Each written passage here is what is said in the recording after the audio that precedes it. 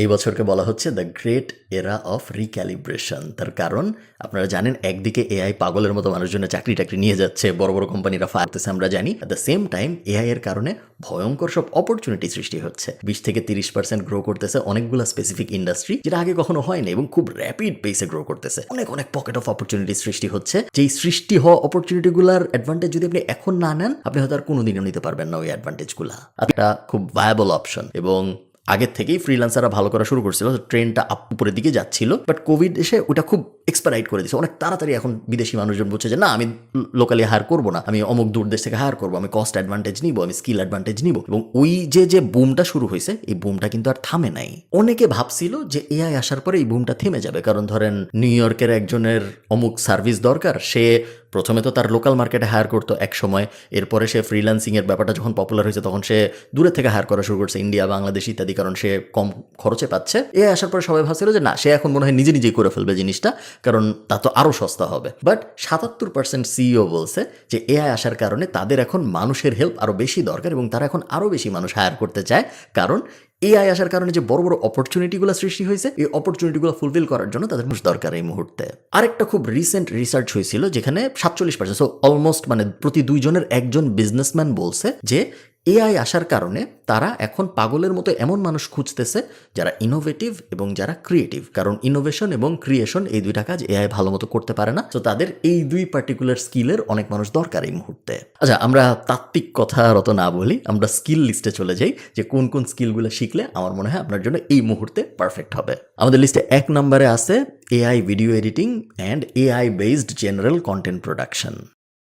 AI video production এবং AI video editing, ওই ব্যাপারটা বলতে আমি মেনলি কি বোঝাচ্ছি? আমি মেনলি বোঝাচ্ছি, আমি চাই আপনারা হেইজেন, সোরা, লোরা, তারপর এই টাইপ জিনিসপত্র যেখানে এআই ব্যবহার করে, ইন্টেলিজেন্স ব্যবহার করে কিভাবে সার্ভিসেবল মডেল বানানো যায়, যে মডেলগুলো আমরা অন্যান্য বিজনেসদের বা অন্যান্য কন্টেন্ট ক্রিয়েটরদের দিতে পারি, বা তাদের হয়ে সার্ভিসেবল মডেলগুলো নিজেরা চালাইতে পারি। যেমন ধরেন, কথার কথা, আপনি যদি রানওয়ে, এমএল বা হেইজেন এই টাইপ কোনো একটা কিছু ব্যবহার করেন, ক্লোনিং টুল যেগুলো আছে, আপনি একটা বিজনেসের কাছে যে বলতে পারেন যে তোমরা তো ইনফ্লুয়েন্সারদের হায়ার করো, প্রত্যেক মাসে এত এত টাকা খরচ হয়, আমি একটা ইনফ্লুয়েন্সার বানায় আমি ওই ইনফ্লুয়েন্সারকে দিয়ে ভিডিও এডিট করবো, পুরোটা কিন্তু এআই দিয়ে করতেছেন, আসলে ওই মানুষ এক্সিস্ট করে না, এই ইনফ্লুয়েন্সার শুধু তোমার কোম্পানিরই হবে, পুরো জিনিস আমি করব, আমাকে তার বদলে মাসে $3000 দিবা। এগুলো কিন্তু আমি থিওরি বলতেছি না, এই জিনিস অলরেডি মানুষ করতেছে, অনেক করতেছে, আপনি যত ভাবেন করতেছে তার থেকে আরো বেশি করতেছে। আমি নিজেই আমার এআই ক্লোন দিয়ে বানানো ভিডিও মাঝে মধ্যে পাবলিশ করি, আপনারা যারা আমাকে লিঙ্কডইনে ফলো করেন তারা জানেন। এবং আমি কখনো প্রমোশন করি নাই, আমি কখনো কিছুই করি নাই, জাস্ট ওই এআই ভিডিওগুলো পাবলিশ করা দেখেই অনেকগুলো কোম্পানি আমার সাথে যোগাযোগ করছে, বিদেশি কোম্পানি, বাংলাদেশি কোম্পানি না,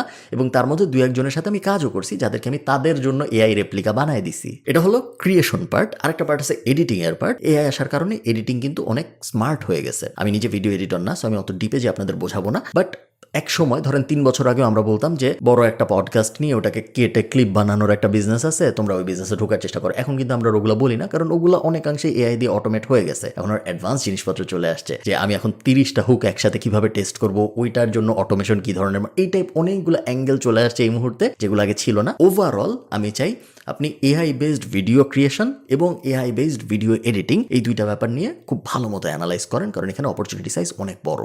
গত বছর থেকে এই বছরে 329% বাড়ছে এই ইন্ডাস্ট্রি, এবং আমার ধারণা 2026 থেকে 2027-এ 500%-এর মতো বাড়বে এই ইন্ডাস্ট্রি। তো অপরচুনিটি যদি আপনি না নেন, কিছু বলার নাই। এই লেজ ধরেই আরেকটা অপরচুনিটি আছে, যেটাও এআই রিলেটেড। আমাদের ভিডিওটা কিন্তু এআই রিলেটেড এরকম না, বাট বেশিরভাগ অপরচুনিটি এই মুহূর্তে ট্রেন্ডিং এবং যেগুলো সবচেয়ে ভালো করার পোটেনশিয়াল সবচেয়ে বেশি, সেগুলো সবই এআই রিলেটেড। এবং সেকেন্ড সেটা হলো এআই অটোমেশন এবং এআই ওয়ার্ক ফ্লোর ডিজাইন, আপনি বলতে পারেন যদি ব্রডলি বলি। এ কথাটার মানে কি? প্রথম কথা হলো, আপনার এআই অটোমেশনের বা জেনারেল অটোমেশনের যতগুলো টুল আছে, সবকটা টুলের ব্যাপারে এক্সপার্ট হতে হবে। টুল লিস্ট যদি আমি করার চেষ্টা করি, সবচেয়ে জনপ্রিয়গুলো হবে জেপিয়ার, মেক, লিন্ডি, N8N এবং আরও কিছু আছে। সো আপনার 1 নম্বর কাজ হলো অটোমেশন খুব ভালো মতো শেখা, বা এই টুলগুলো খুব ভালো মতো শেখা। 2 নম্বর কাজ হলো আপনার এআই খুব ভালো মতো শেখা, যাতে করে আপনি এআই ব্যবহার করে অটোমেশন যে শিখলেন, এই দুইটার মিল বন্ধন ঘটাইতে পারেন একটা। যেমন ধরেন, অটোমেশন বলতে আমরা আগে বুঝতাম যদি এটা ঘটে তাহলে তুমি এটা করবা। সো ফর এক্সাম্পল,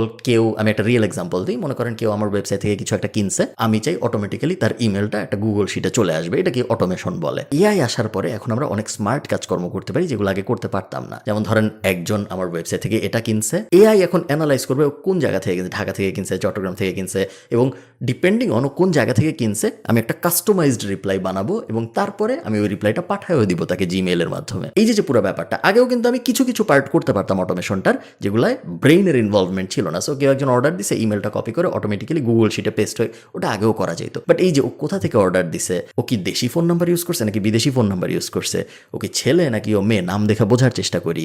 এই যে ব্যাপারগুলো, এই যে এক্সট্রা ইন্টেলিজেন্স ফ্যাক্টরগুলো, এগুলো এখন অটোমেশনের ভিতরেও চলে আসতেছে, কারণ এআই এবং অটোমেশনকে মিলায় ফেলা যাচ্ছে। অপরচুনিটি সাইজ অনেক বড়।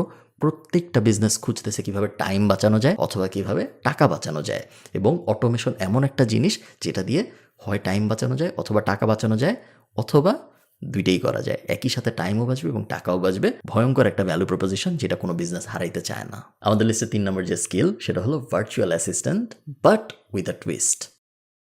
আপনারা সবাই জানেন অ্যাসিস্ট্যান্ট মানে কি। অ্যাসিস্ট্যান্ট, আমি যদি খুব সহজ করে বলি, এমন কিছু কাজ যেগুলো আমি জানি কিভাবে করতে হয়, কিন্তু আমি সময় দিতে চাই না ওই কাজটার পেছনে।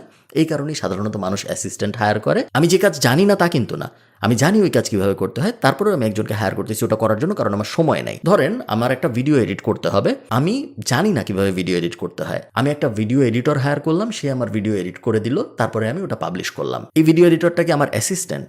না, কারণ আমি জানতামই না ওই জিনিসটা কিভাবে করে। অ্যাসিস্ট্যান্ট হলো যে প্রাইমারিলি এমন এমন কাজ করে যেগুলো আমি অলরেডি জানি কিভাবে করতে হয়, বাট আমার সময় নেই বা আমার ইচ্ছা নেই, আমি করতে চাই না। আমার জন্য এই বইটা কিনে আনো, বা আমার জন্য এই সিকোয়েন্সটা ডিজাইন করো, আমার জন্য অমুক জিনিস বানাতো, যেগুলো মোটামুটিভাবে আমি জানি কীভাবে করতে হবে, আমি করতে চাই না। এই মার্কেটটা, ভার্চুয়াল অ্যাসিস্ট্যান্টের মার্কেটটা বিশাল, এবং অনেক কম্পানি, আপনারা হয়তো somewhere.com-এর কথা শুনছেন যে অনেক কোম্পানি খুব রিসেন্টলি ব্লো আপ করছে পাগলের মতো, কারণ ভার্চুয়াল অ্যাসিস্ট্যান্ট মার্কেটটা বড় হচ্ছে আস্তে আস্তে। সেম কনসেপ্ট, আগে মানুষজন নিজেদের হায়ার করতো, এক্সিকিউটিভ অ্যাসিস্ট্যান্ট হায়ার করতো লোকালি। এখন যেহেতু 90% কাজ ডিজিটালি হয়, সো লোকাল অ্যাসিস্ট্যান্ট যে আমার অফিসে বসে থাকবে দরকার নেই, কারণ ওই অ্যাসিস্ট্যান্টও ইন্টারনেট দিয়েই করবে আমি ওরা যা করতে বলবো। সো আমি বাংলাদেশ থেকে একজন হায়ার করি, সে করুক বসে বসে, কোনো সমস্যা তো নেই, আমার খরচ 15 ভাগের 1 ভাগ হয়ে গেল। ওই কারণে অপরচুনিটি সাইজটা বড় হয়েছে। বাট এখানে একটা ব্যাপার আছে, ব্যাপারটা হলো আপনি যদি জেনারেল অ্যাসিস্ট্যান্ট হন তাহলে আপনার ভালো করার চান্স নাই, আপনার হইতে হবে স্পেশালাইজড অ্যাসিস্ট্যান্ট। স্পেশালাইজড অ্যাসিস্ট্যান্ট ব্যাপারটা আসলে কি, আমি উদাহরণ দিই। নর্মাল ভিএরা, ভার্চুয়াল অ্যাসিস্ট্যান্টরা ঘন্টায় $15, $20, $25 চার্জ করে। খুব ভালো যারা, তারা নর্মালি মানুষজনের $5-10 চার্জ করতেও খবর হয়ে যাবে। স্পেশালাইজড অ্যাসিস্ট্যান্ট যারা, তাদের স্পেশাল স্কিল আছে। স্পেশাল স্কিল কি? যেমন ধরেন আপনি নর্মাল ভার্চুয়াল অ্যাসিস্ট্যান্ট না, আপনি medical virtual assistant. Medical virtual assistant কারা?